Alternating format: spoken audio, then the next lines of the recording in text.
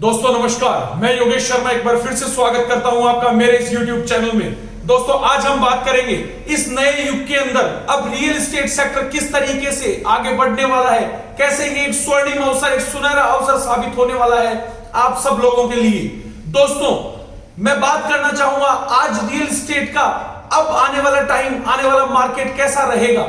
दोस्तों बहुत सारे रीजन हैं, बहुत सारे ऐसे कारण हैं जो ये बता रहे हैं कि आने वाले टाइम पे रियल एस्टेट सेक्टर फिर से बूम करने वाला है। जैसे ही लॉकडाउन खत्म होगा बहुत तेजी के साथ रियल एस्टेट की डिमांड मार्केट में जनरेट होने वाली है। उसके कुछ मूलभूत कारण हैं। दोस्तों भारत में शहरीकरण, अर्बनाइजेशन बहुत तेज गति के साथ आगे बढ़ रहा है। इसका सबसे बड़ा कारण है दोस्तों कि शहरी क्षेत्रों में रोजगार के अवसर अधिक मिलते हैं। लोगों को हेल्थ से रिलेटेड चीजों के लिए, हॉस्पिटल्स के लिए शहरों में आना पड़ता है, अच्छी एजुकेशन के लिए शहरों की ओर मूव करना पड़ता है। यदि मैं ताजा आंकड़ों की बात करूं तो 2030 तक भारत के शहरों की जनसंख्या लगभग 59 करोड़ होने की संभावना बताई जा रही है दोस्तों। क्योंकि इस तेज गति के साथ जब शहरों की पॉपुलेशन बढ़ेगी, डिमांड बढ़ेगी, शहरों में सप्लाई उतनी ही रहने वाली है। क्योंकि जमीन एक ऐसी चीज है दोस्तों जिसका दोबारा से निर्माण संभव नहीं है। जिस इंडस्ट्री के लिए डिमांड रेगुलरली बढ़ने वाली है और जिस चीज का प्रोडक्शन नहीं है, क्योंकि रियल एस्टेट का कोई प्रोडक्शन नहीं है, तो ऑब्वियसली बात है कि इसकी डिमांड बढ़ेगी तो ये इंडस्ट्री ग्रो करेगी, ये इंडस्ट्री बूम करने वाली है दोस्तों। इसके अलावा एक और बड़ा रीजन है कि आज भारत की जीडीपी की यदि आप बात करें तो 2025 तक आते आते भारत की जीडीपी में रियल एस्टेट सेक्टर का योगदान लगभग 13% होने वाला है दोस्तों मैं आपको बताना चाहता हूं भारत के अंदर एग्रीकल्चर के बाद में, कृषि क्षेत्र के बाद में दूसरा सबसे बड़ा इंडस्ट्री है जो सबसे ज्यादा रोजगार के अवसर प्रदान करती है दोस्तों।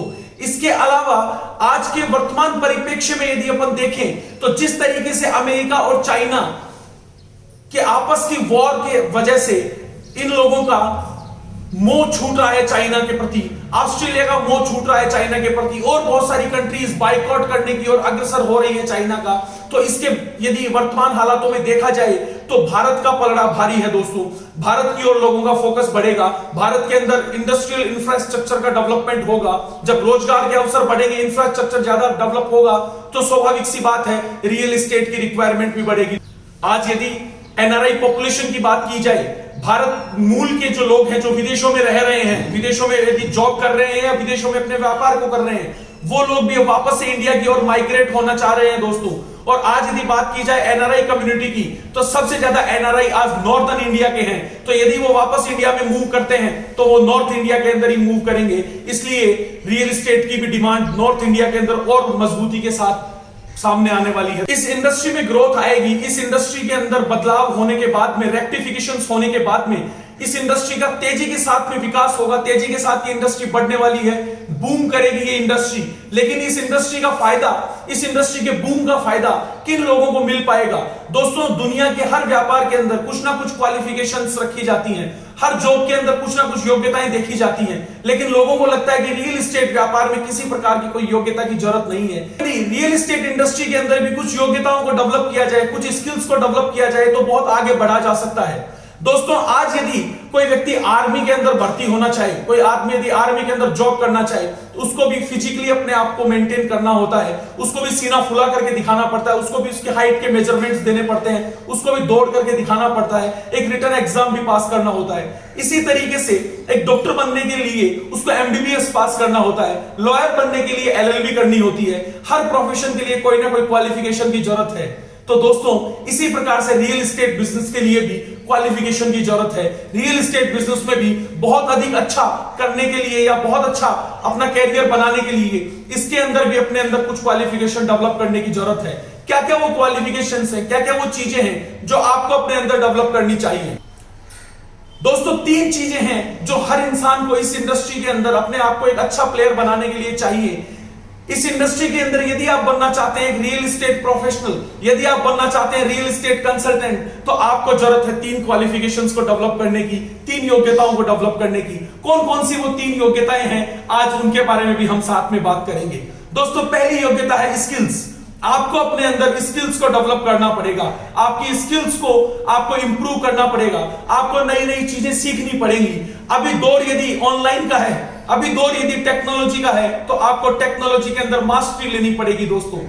ऐसी जो जो नई चीजें आ रही हैं मार्केट में वो आपको ग्रैब करनी पड़ेंगी, अपने स्किल्स को आपको इंप्रूव करना पड़ेगा। इसके अलावा आपको अपने नॉलेज को इंप्रूव करना पड़ेगा। आप जिस व्यापार में हैं उस व्यापार से रिलेवेंट गवर्नमेंट के जो भी लॉज बायलॉज नियम कायदे कानून हैं आपको उनके बारे में स्टडी करनी पड़ेगी, आपको उनका नॉलेज होना जरूरी है।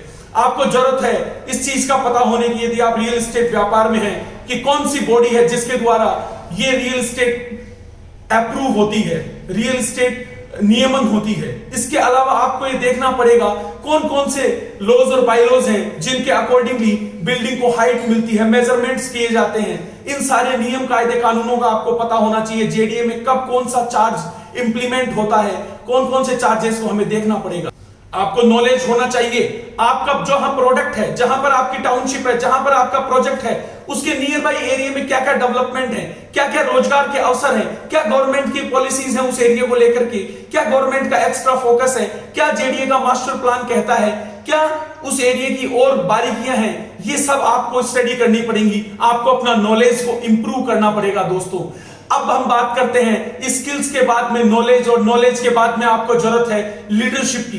दोस्तों लीडरशिप एक ऐसा वर्ड है जो दुनिया का सबसे भारी भरकम वर्ड मैं मानता हूं। दोस्तों आप अपने जीवन में यदि लीडर बने तो निश्चित रूप से आप दुनिया की हर इंडस्ट्री में कामयाब हो सकते हैं, और यदि आप मैनेजर बने तो कहीं भी आप कामयाब नहीं हो पाएंगे दोस्तों। क्योंकि मैनेजर वो व्यक्ति है जो गाइडेंस, केवल डायरेक्शन देता है, गाइडेंस नहीं देता। डायरेक्शन देता है जाओ फला काम करो, डायरेक्शन देता है जाओ ये काम करो, जाओ इस काम को पूरा करो। लेकिन एक लीडर वो व्यक्ति होता है जो कहता है आओ आप और हम मिलकर के साथ ये काम करते हैं और उसको इस तरीके से करते हैं। दोस्तों ये लीडर की सबसे बड़ी खूबी होती है। आप अपनी टीम से जो काम करवाना चाहते हैं, मैं आपसे आज रिक्वेस्ट करना चाहता हूं आप उन सारी चीजों की एक लिस्ट बनाइए। क्या क्या वो काम है जो आप अपनी टीम से करवाना चाहते हैं। आप चाहते हैं आपकी टीम रोज सुबह समय पर ऑफिस आए, आप चाहते हैं आपकी टीम लिस्ट बनाए, आप चाहते हैं आपकी टीम क्लाइंट्स को साइट विजिट कराए, आप चाहते हैं आपकी टीम लोन के डॉक्यूमेंट रिसीव करे, आप चाहते हैं आपकी टीम पेमेंट कलेक्शन करे, आप चाहते हैं आपकी टीम क्लाइंट्स के साथ अच्छा फॉलोअप करे, उनको सेल आफ्टर सर्विसेज दे। दोस्तों ये सारी चीजें जो आप अपनी टीम से चाहते हैं कि आपकी टीम करे, वो सारी चीजें आप खुद करना शुरू कीजिए। लोग किसी काम को कहने से कम करते हैं और करते हुए देख करके ज्यादा करते हैं। आपने यदि किसी अच्छे काम की शुरुआत की और अच्छे काम को करना शुरू किया, आपकी टीम उसको आधा ही कॉपी करेगी। लेकिन कोई काम आपने गलत किया या नेगेटिव कोई टास्क आप कर रहे हो, आपकी टीम उसको दुगना करेगी दोस्तों। इसलिए मेरा आप लोगों से एक हम्बल रिक्वेस्ट है, आप जो काम करना चाह रहे हैं सोच करके करें, विचार करके करें कि क्या वो काम आपकी टीम यदि कर रही होगी आपको करके या आपको देख करके अच्छा लगेगा। वो काम नहीं लगेगा ना, तो आप वो कामों को करने की आदत डालिए जिन कामों को करते हुए देख करके आपको अच्छा लगता है, उन कामों को कीजिए ताकि आपकी टीम भी उन कामों को करने की आदत डाले।